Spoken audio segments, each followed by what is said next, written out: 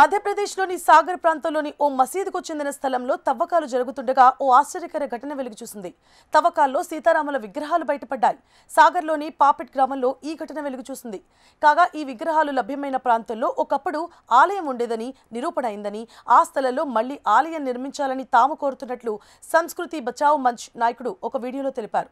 ఈ వార్త తెలిసిన వెంటనే హిందూ సమాజానికి చెందిన స్థానికులు పెద్ద ఎత్తున సంఘటన స్థలానికి వచ్చారు.